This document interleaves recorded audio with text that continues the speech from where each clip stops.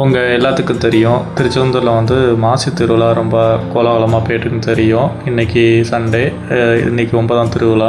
So friends எல்லாம் plan பண்ணிவிட்டு சரி மாசி திருவிழாவுக்கு போகலாம், எப்படி இருக்குன்னு பார்க்கலாம் அப்படிங்கிற மாதிரியா பிளான் போட்டோம். ஸோ ஒரு 7 மணிக்கு நாங்கள் வந்து ஊரில் வந்து கிளம்புனோம். 2 கிலோமீட்டர் அப்போ வெஞ்சனபுரம் ரீச் ஆகிட்டோம். அங்கே வந்து நல்லா சாப்பாடு போட்டுட்டு இருந்தாங்க. என் ஃப்ரெண்ட்ஸ்லாம் உட்காந்து சாப்பிட ஆரம்பிச்சிட்டாங்க. நானும் பந்தியில் உட்காந்து சாப்பிட ஆரம்பிச்சிட்டேன். வடை கேசரிலாம் கொடுத்தாங்க, ரொம்ப டேஸ்ட்டாக இருந்துச்சு. நானும் ஃபுல் கட்டிட்டு சாப்பிட்டுட்டு அப்படி அடுத்து ஊரை நோக்கி போயிட்டு இருந்தோம். போகும்போது பஜாரை தாண்டி போகும்போது அங்கே பனங்கிழங்கு, ஐஸ்கிரீம், பாப்கார்ன்லாம் கொடுத்துட்ருந்தாங்க. ரொம்ப டேஸ்ட்டாக இருந்துச்சு. சாப்பிட்டுட்டு அப்படியே கிளம்பிட்டோம். இன்றைக்கி உங்களுக்கு தெரியும், இன்றைக்கி வெஸ்ட் இண்டீஸுக்கும் இந்தியாவுக்கும் இம்பார்ட்டன்ட் மேட்ச்சு. ஸோ என் ஃப்ரெண்ட்ஸ் எல்லாம் கிரிக்கெட் மேட்ச் பார்த்துட்டு வந்தாங்க. அது ஒரு புது எக்ஸ்பீரியன்ஸாக இருந்துச்சு. எங்களுக்கு முன்னாடி பின்னாடியும் நிறைய பேர் வந்து நடந்து போயிட்டு இருந்தாங்க. அவங்களோட நாங்களும் ஜாலியாக நடந்து போயிட்டே இருந்தோம். நான் வந்து செருப்பு போடலை. ஸோ ஒரு ரோட்டில் நடக்கும்போது கால் பயங்கரமாக வலிச்சுது. இருந்தாலும் முருகர் நினச்சி போகும்போது இந்த காலும் பெருசாக வலியில்லை. அதுக்கப்புறம் ஃப்ரெண்ட்ஸோட ஜாலியாக பேசிகிட்டு இருக்கும்போதும் நம்மளுக்கு அந்த ஃபீல் பெருசாக இல்லை. கொஞ்சம் தூரம் ட்ராவல் பண்ணதுக்கப்புறம் நாங்கள் அப்படியே வந்து பரமரிச்சி ரீச் ஆகிட்டோம். அங்கே வந்து டீ, காஃபி, பிஸ்கெட்லாம் கொடுத்துட்ருந்தாங்க. அப்புறம் அவங்க வந்து முருகர் சிலைலாம் வச்சு நல்லா சீரியல் குரூப்லாம் போட்டு ஸ்பீக்கர்லாம் போட்டு நல்லா கிராண்டாக பண்ணியிருந்தாங்க. அங்கே முருகர் சாமியை நல்லா கும்பிட்டுட்டு அடுத்து ஊரை நோக்கி நாங்கள் நடக்க ஆரம்பிச்சிட்டோம்.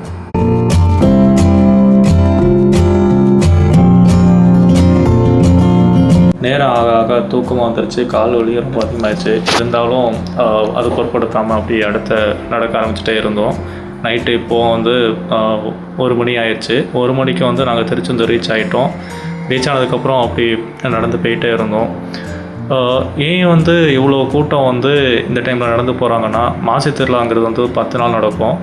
1ஆம் திருவிழா, 2ஆம் திருவிழா அந்த டைமில் வந்துட்டு இங்கே நாகர்கோவில், கன்னியாகுமரியிலேருந்து எல்லோரும் நடந்து வருவாங்க. அவங்களுக்கான சாப்பாடு, தங்குறதுக்கான இடம் எல்லாமே வர பக்தர்கள் எல்லாமே ரெடி பண்ணி கொடுப்பாங்க.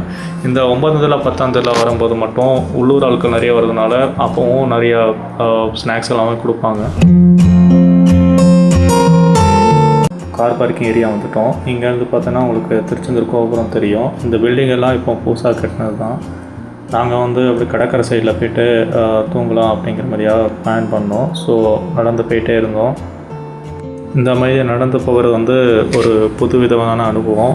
இதை நீங்கள் அனுபவிச்சது தான் தெரியும் எப்படி இருக்குன்னு. ஸோ வாழ்க்கையில் ஒன் டைமாவது நீங்கள் வந்து இந்தமாரி கோயிலுக்கு நடந்து போங்க. உங்கள் வாழ்க்கையில் வந்து ஒரு திருப்பம் நடக்கும். மாசி திருவிழாவோட சிறப்பம்சம் என்னென்னா, இது வந்து கடற்கரையில் நடக்கிறது தான். அந்த கடற்கரையில் அலமுதிர கூட்டத்தோடு அந்த கடல் சத்தத்தை கேட்கும்போது ஒரு தனி ஆனந்தமாக தான் இருக்கும். இதில் பக்தர்கள் எல்லோரும் வந்து கடலில் நல்லா நீராடிட்டு சுத்த மனசோட கோயிலில் சாமி கும்பிட்டானா அவங்க வேணுனது நடக்கும் அப்படிங்கிறது தான் இதோட சிறப்பம்சம்.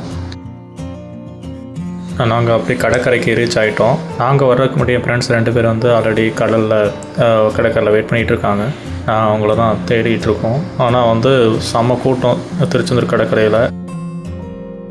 ஃபைனலாக என் ஃப்ரெண்டு இருக்கிற இடத்த கண்டுபிடிச்சாச்சு. இது என்னோடய first voice over video. So முன்ன பின்ன இதாக இருந்தாலும் அட்ஜஸ்ட் பண்ணிக்கோங்க.